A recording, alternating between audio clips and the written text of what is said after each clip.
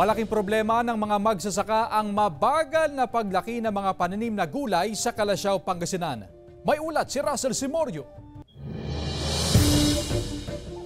Gumagastos sa paggamit ng water pump ang magsasakang si Mang Rodel para mapatubigan ang kanyang pananim na gulay sa barangay Macabito, Calasiao, Pangasinan. Hindi niya kasi magamit ang tubig sa ilog na ilang hakbang lang ang layo sa kanyang vegetable farm. Ginagamit namin kwan dito, yung panggasolina na kasi hindi krodo. Ang hirap kasi kumuha ng tubig dyan. Mataas. Kaya dito na kami kumuha sa patubigan. Magastos lang. Problema ni Mang Rodel ang mabagal na paglaki ng tanim na ampalaya. Mabilis ding malanta ang dahon ng ampalaya dahil sa pabago-bagong panahon.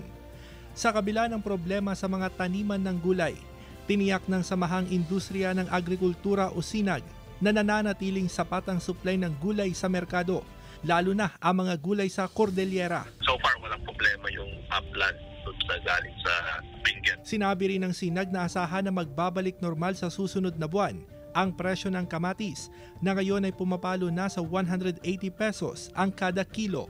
Within 2 to 3 weeks time, may nagtatanim na ulit. So yun ang binabantayan natin. Kasama si Henry Domencil, Russell Simorio, One North, Sancha, Luzon.